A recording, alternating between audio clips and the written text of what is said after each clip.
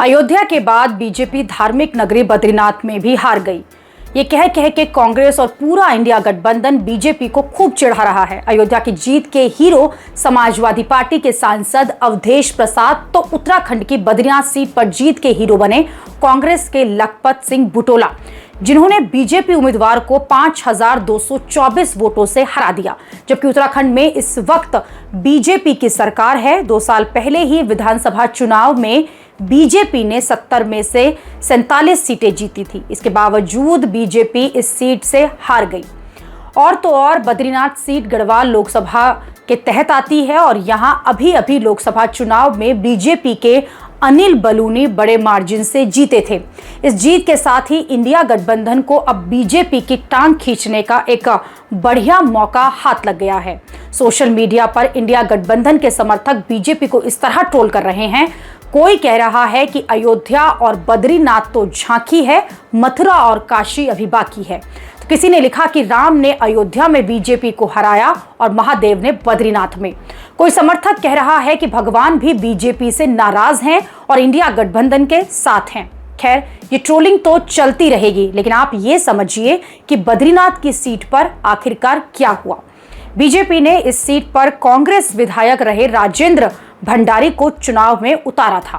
पूरे गढ़वाल क्षेत्र में सिर्फ बद्रीनाथ ही ऐसी सीट है जहां पर कांग्रेस 2022 में चुनाव जीती थी और राजेंद्र भंडारी ने तब बीजेपी के प्रदेश अध्यक्ष महेंद्र भट्ट को हराया था।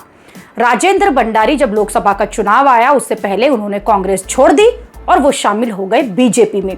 तब बीजेपी को लगा कि उसने तो मास्टर स्ट्रोक ही चल दिया है, उपचुनाव में आसानी से वो जीत जाएगी। लेकिन जो राजेंद्र भंडारी कांग्रेस के टिकट पर 2 साल जीत गए थे, वो बीजेपी की टिकट पर बद्रीनाथ की सीट हार गए। राजेंद्र भंडारी 2022 के चुनाव में 2000 के वोटों से जीते थे और अब 5000 के अंतर से हार गए। हो सकता है कि राजेंद्र भंडारी के दल बदलू छवि जो है उन पर भारी पड़ गई, लेकिन इसके अलावा और भी कारण हैं जिनकी वजह से बीजेपी हारी। जैसे उत्तराखंड में 4 धाम में एक बद्रीनाथ भी है और बद्रीनाथ में तेजी से विकास के काम हो रहे हैं। इसके बावजूद भी बीजेपी जो है वो हार गई और इस पर सवाल उठ रहे हैं। कुछ महीने पहले यहाँ पुजारी और स्थानीय लोगों ने विरोध प्रदर्शन किया था।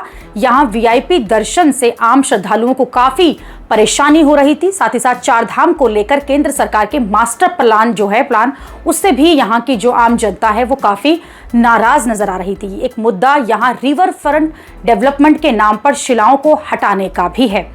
यहाँ लोगों का कहना है कि सारा जो मलबा है वो अलकनंदा नदी में जा रहा है, जिसका असर उसके जल स्तर पर सीधे तौर पर पड़ रहा है। बीजेपी समर्थक ये कहकर बद्रीनाथ सीट पर हार का बचाव कर रहे हैं कि इस सीट पर कभी बीजेपी तो कभी कांग्रेस जीतती है।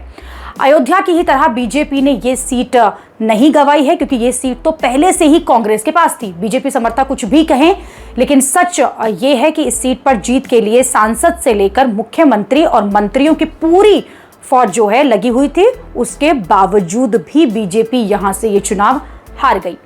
बद्रीनाथ में मिली हार के बाद इंडिया गठबंधन के समर्थकों ने धर्मनगरी की पूरी लिस्ट निकाल दी है जहां बीजेपी लोकसभा चुनाव में हारी है। और वो लिस्ट क्या है आपको बताते हैं। जैसे अयोध्या, बद्रीनाथ, बांदा यानी कि चित्रकूट, सीतापुर, बस्ती, सुल्तानपुर, प्रयागराज, नासिक और रामेश्वरम जैसे सरकार बनाने के बावजूद भी यहां पर इन्हें हार मिली है। विपक्ष खूब उछल रहा है। वैसे ही अब बद्रीनाथ को सीट को लेकर भी होगा।